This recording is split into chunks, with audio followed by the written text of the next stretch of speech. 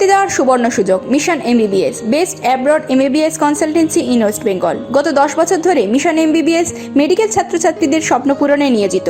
ভর্তির জন্য কল করুন 9732122744 নম্বরে। গতকাল রাজ্য সভাপতি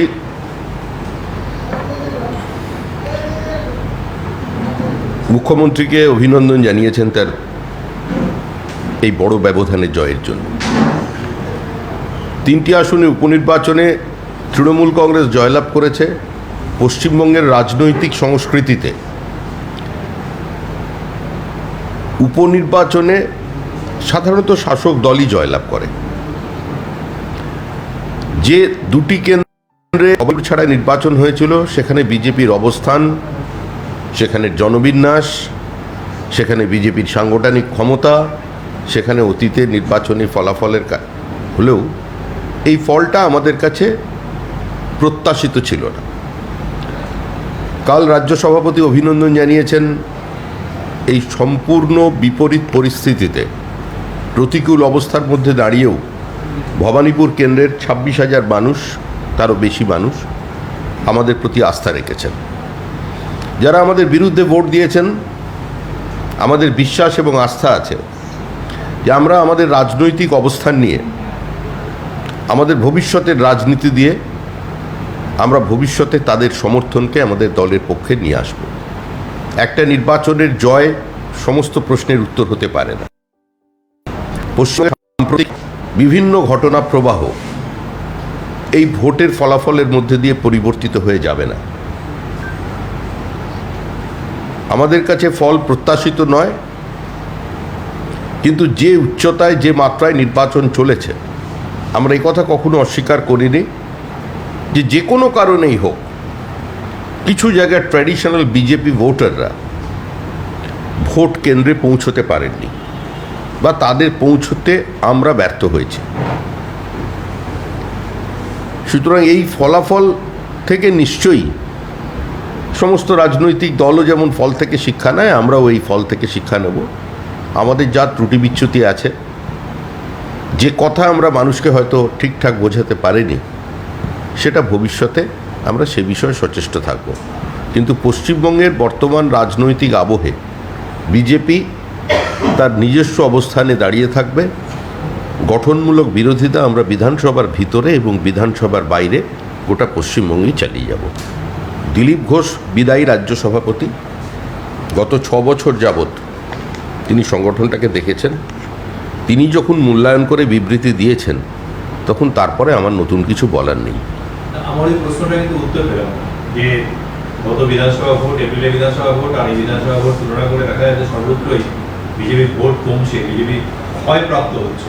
এটা মনে হতে পারে, একটা উপনির্বাচনের ফলাফল সমস্ত প্রশ্নের, আমি তো আবার বলছি, উত্তর হতে পারে না। যে পরিস্থিতির মধ্যে এখনও বিজেপি কর্মীরা পার্টির পতাকা ছেড়ে চলে যাননি, সারা রাজ্যব্যাপী এই প্রবল সন্ত্রাসের আবহে 8,000-এর বেশি কর্মী এখনও ঘর ছাড়া আছে। বহু কর্মীর মিথ্যা মামলায় জড়িত আছেন, বাড়ি ঢুকতে পারছেন। এই পরিস্থিতির মধ্যে দাঁড়িয়ে, এই ভয়াবহ সন্ত্রাসের মধ্যে দাঁড়িয়ে আমরা চেষ্টা করেছি স্বাভাবিক পরিস্থিতি থাকলে ফল অন্যরকম হতো।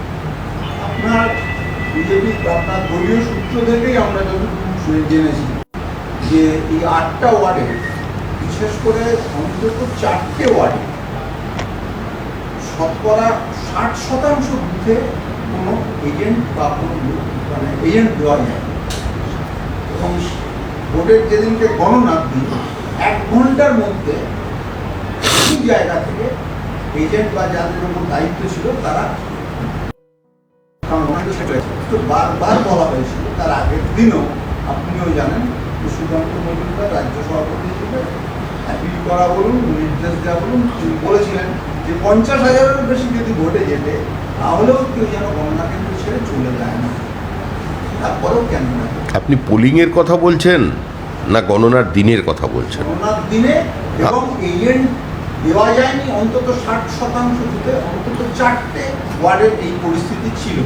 এটা আপনি বলবেন যে সঠিক কি না? আমার মনে হয় আপনি যে সূত্রধরের কাছ থেকে এই সংবাদ সংগ্রহ করেছেন, আমার মনে হয় সূত্রধরের ইনফরমেশন কিছু ভুল ছিল। কিছু জায়গায় আমাদের কর্মীরা বসতে পারেননি সাংগঠনিক, এটা আমরা অস্বীকার করি। আবার কিছু জায়গায় যারা বসেছিলেন তাদের চলে যেতে বাধ্য করা হয়, সেই অভিযোগও আমরা সেদিনে জানিয়েছিলাম। এখন নির্বাচন শেষ হয়ে গেছে, আরোপ প্রত্যারোপ করে কোনো লাভ নেই। সংগঠন যদি সম্পূর্ণভাবে ওখানেই থাকতো তাহলে তো ভোটের ফল এটা হতো না। আমরা তো বলছি যে আমাদের ট্র্যাডিশনাল ভোটাররা যারা বাধাপ্রাপ্ত হয়েছিলেন, যে কোনো কারণে তারা ইন্টিমিডেশনের কারণে তারা ভোট দিতে পারেননি বেশ কয়েকটি ওয়ার্ডে, তো তাদের ভয়মুক্ত করে নির্বাচন কেন্দ্র পর্যন্ত পৌঁছনোতে আমরা ব্যর্থ হয়েছি। এটা তো দিনের আলোর মতো পরিষ্কার, সবাই জানেন। আপনারাও, আপনার চ্যানেলও ক্যামেরা নিয়ে দৌড়েছে সারা দিন, কোথায় কোথায় মানুষকে ভালোবেসে এই প্রাকৃতিক অবস্থার জন্য কখন বৃষ্টি নামবে বা কখন করোনা আক্রমণ করবে তাদের বারবার সচেতন করে তাদের বাড়িতে শান্তিতে রেখে দেওয়া হয়েছিল। সেটা বিভিন্ন সময় আপনারাই দেখিয়েছেন। মাদককাণ্ডে শাহরুখ খানের ছেলে গ্রেপ্তার হওয়ার পর আপনাদের দলের নেতা অনির্বাণ গাঙ্গুলি তিনি লিখেছেন যে মাদককাণ্ডে শাহরুখ খান গ্রেপ্তার হয়েছে আর উনি হচ্ছেন পশ্চিমবঙ্গের ব্র্যান্ড অ্যাম্বাসেডর শাহরুখ খান। পশ্চিমবঙ্গে ঘিরে এখন গভীর ষড়যন্ত্র চলছে, তখন আমাদের পশ্চিমবঙ্গবাসীকে ভাবতে হবে তার ঐতিহ্য রক্ষার সম্পর্ক আমাদেরই নিতে হবে। এই প্রশ্নের উত্তর বা এর প্রতিক্রিয়া উনি দিতে পারেন। সাধারণত টুইট আমি দেখি না বা দেখিনি, উনি কী লিখেছেন আমার ঠিক জানা নেই। তবে এটুকুনি দেখেছি যে শাহরুখ খানের ছেলে মাদককাণ্ডে গ্রেফতার হয়েছেন। আপনাদের ভোট পরবর্তী হিংসা অন্যতম ইস্যু, যার অন্যতম মুখ প্রিয়াঙ্কা। এই ফলাফল কি এটা প্রমাণ করছে বা এটা ইঙ্গিত করছে মানুষের কাছে এটা কোনো ইস্যু নয় বা মানুষের সেরকমভাবে এটা আঘাত করে?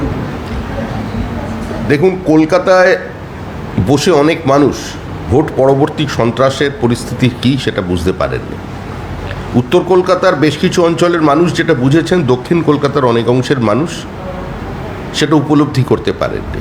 এবং সামগ্রিক কলকাতায় যারা আছেন, যারা বিভিন্ন সময়ে আপনাদের সংবাদ মাধ্যমের কারণে যে ঘটনাগুলো উঠে আসছে সেটা দেখছেন, বাস্তবে তার সঙ্গে আজকে গোটা গ্রাম বাংলায় যে পরিস্থিতি তৈরি হয়েছে তার কতটা মিল আছে বা সাযুজ্য আছে সেটা তো একটা বড় ফ্যাক্টর। তবে সন্ত্রাস বিরোধী মুখ হিসেবে প্রিয়াঙ্কা টিবরিওয়াল ওখানে লড়াই করেছেন,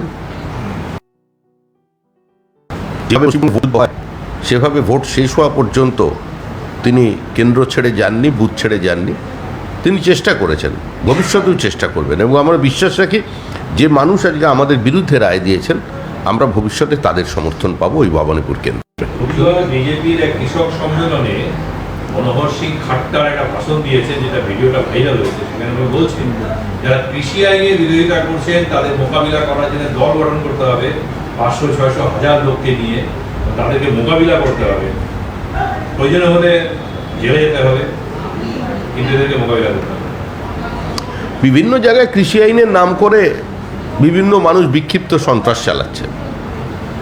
কেউ কৃষকের ব্যানার নিয়ে অন্য কিছু কাজে লিপ্ত হয়ে যাচ্ছেন, কেউ কৃষি আন্দোলন করতে গিয়ে ভারতীয় জেলে বন্দী সন্ত্রাসবাদীদের নাম করে দিচ্ছেন, এদের মুক্তির দাবি করছেন।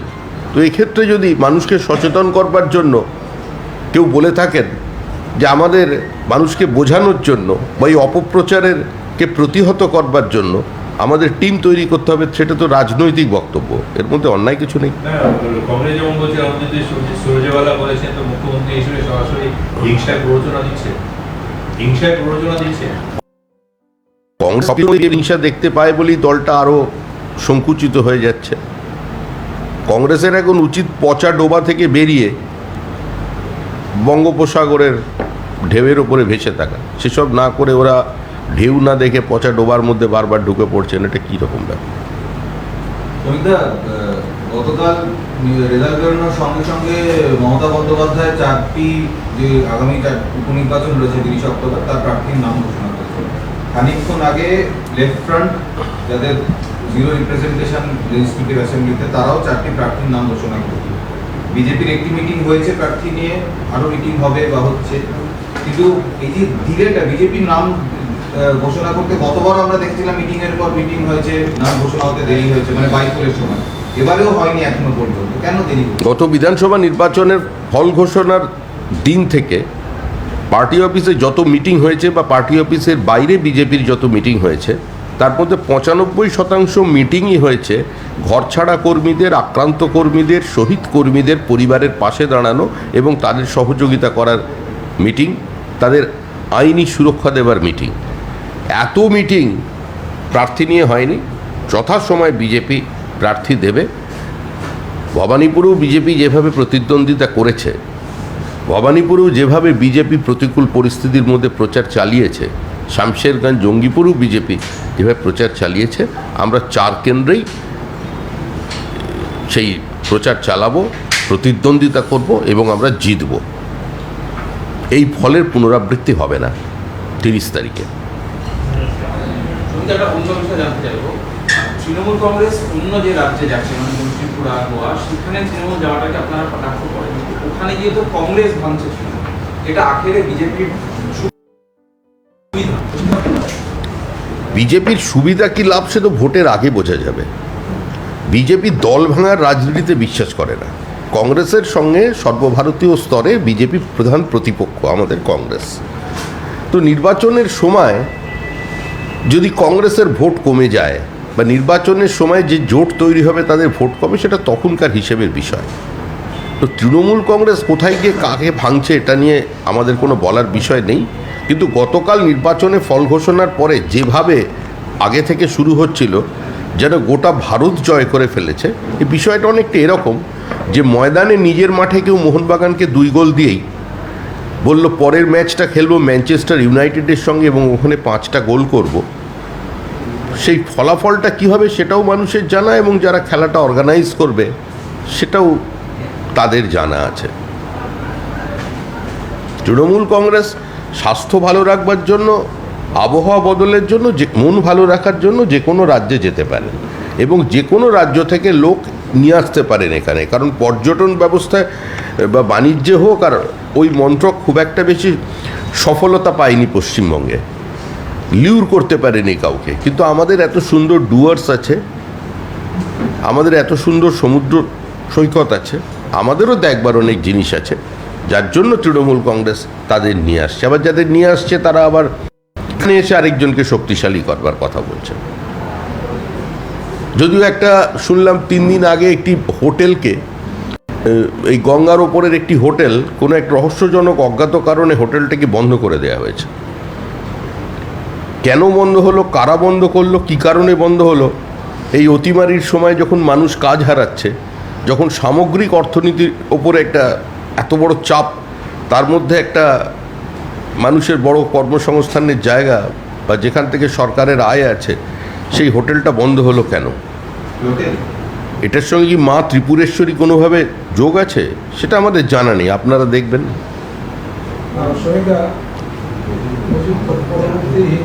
ভোট পরবর্তী হিংসা নিয়ে সিট রিপোর্ট জমা করলো হাইকোর্টে, আধিকারিকরা উপস্থিত ছিল, তো সেখানে বিচারপতি বলেছেন যে আপনাদের উপস্থিত থাকা দরকার ছিল।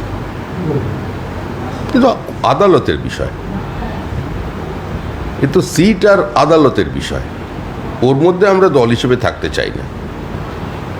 কোথাও কি মনে হচ্ছে যে রাজ্য সরকার ওভার স্যাটিসফাই করতে চাইছে? সিটকে ভর্ৎসনা করেছে আদালত, ক্ষেত্রে অনেক ত্রুটি রয়েছে, সিটের তদন্তে ক্ষতিপূরণ পায়নি, আরও একাধিক বিষয়ে প্রশ্ন তুলেছে আদালত। মানে যেখানে সিবিআই 6 সপ্তাহের মধ্যে আপনি স্ট্যাটাস রিপোর্ট দিতে পারলো, সেখানে সিট অনেকটা পিছিয়ে, যেহেতু সেখানে রাজ্যের অফিসার কাছে এখানে কিছু করতে। আমরা আমাদের বিভিন্ন অভিযোগ বিভিন্ন মাধ্যমে জানিয়েছিলাম, যারা আক্রান্ত হয়েছেন তারাও তাদের মতো করে অভিযোগ জানিয়েছে। তার উপরে ভিত্তি করেই 5 সদস্যের বেঞ্চ নোট অফ ডিসেন্ট ছাড়া ঐক্যমত্যের উপরে সিট গঠনের কথা বলেছিলেন, সিবিআই তদন্তের কথা বলেছিলেন। কিন্তু রাজ্য পুলিশের ওপরে বা রাজ্য প্রশাসকদের ওপরে স্বাভাবিকভাবেই আমাদের কোনো আস্থা নেই, বা যারা আক্রান্ত হয়েছেন বা সাধারণ মানুষেরও আস্থা নেই। যে রাজ্যের চিফ সেক্রেটারি সাংবিধানিক সংকট চিঠিতে লিখতে পারেন, তো সেটা পক্ষপাতিত্ব ছাড়া অন্য কি কেউ আশা করতে পারে? সুতরাং যেটা বোঝার আদালত বুঝছেন, আদালত যখন বিষয়টি আছে তারাই সিদ্ধান্ত নেবে। সাবজুডিস ম্যাটারে আমাদের কোনো বক্তব্য নেই। এখান থেকে ঢিলছোড়া দূরত্বে বলুদরা স্ট্রিট যেখানে আগুন লেগেছে, দমকল মন্ত্রী বলছেন অগ্নিনির্বাপক ব্যবস্থা ছিল না, ফায়ার অডিট করা যায় না, এই জন্য থার্ড পার্টি সংস্থাকে দিয়ে ফায়ার অডিট করানো হবে। এটা কীভাবে? কেন যায় না? ওটা কি বিশেষ অঞ্চল? ওখানে কি কোনো এসিজেড আছে? না ওটা মুক্তাঞ্চল? না হলে ওখানে বিশেষ কিছু ব্যবসায়ী এমন আছেন যে যারা নিয়ন্ত্রণের বাইরে, সরকারের তাদের ওপরে করার কোনো ক্ষমতা নেই। সামনে দুর্গাপুজো, দমকল মন্ত্রী খুব সুন্দর পুজো করেন, ওখানেও তিনি ব্যস্ত আছেন। এই প্রবল ব্যস্ততার মধ্যে তিনি এসেছেন কলুটলায়, তার জন্যই আমার মনে হয় কলুটলাবাসী বা স্থানীয় পথচারীদের তার প্রতি কৃতজ্ঞ থাকা উচিত। দাদা, বারবার এই বড় বাজার সংলগ্ন অবস্থা, এই ঘিঞ্জি এলাকায় আগুন লাগে, দমকল ঢুকতে পারে না, একাধিক ঘিঞ্জি পৌঁছতে পারে না, ল্যাডার পৌঁছানো যায় না। আজকে যে পরিস্থিতি ছিল, ল্যাডার পৌঁছতে পারে না, মানুষ বিক্ষোভ দেখাচ্ছে, তারপরেও দমকল বিভাগ বা রাজ্য ব্যবস্থা নিচ্ছে এই জায়গায়। না, বিষয়টা হলো যখন বাম জমানায় আগুন লাগতো তখন তৃণমূলের পক্ষ থেকে মুখ্যমন্ত্রী সমেত, মানে সেদিনের বিরোধী নেত্রী আজকের মুখ্যমন্ত্রী সমেত এই নেতারাই ঘটনাস্থলে পৌঁছতেন। স্বাভাবিকভাবে আগুন লাগলেই যেরকম জনপ্রতিনিধি বা নেতারা ঘটনাস্থলে যান এবং তাদের সঙ্গে আপনারাও ক্যামেরা নিয়ে ছোটেন, প্রতিযোগিতা দিয়ে আপনারা বুম ধরেন এবং তারাও তাদের মৌলিক পরিবর্তন আনবার কথাগুলো তারা বলেছিলেন। এই ব্রিটিশ পিরিয়ডের যে বিল্ডিংগুলো আছে এবং সেখানে যেভাবে খোলা তার থাকে অত্যন্তভাবে অবস্থায়, এর আমূল পরিবর্তন করবার প্রতিশ্রুতি দিয়েছিল তৃণমূল সরকার। কিন্তু 11 বছর প্রায় ক্ষমতায় হতে চলল, এখনও পর্যন্ত কোনো পার্থক্য চোখে পড়েনি। আর কলুটলার মতো জায়গায় সেখানে তো বলছেন, অন্তত আপনার প্রশ্নেই বোঝা গেল মন্ত্রী স্বীকার করেছেন যে সামহাও ওখানে তারা ঢুকতেই পারছেন না। এরকম কত অঞ্চল পশ্চিমবঙ্গে আছে সেটাও ভেবে দেখা দরকার।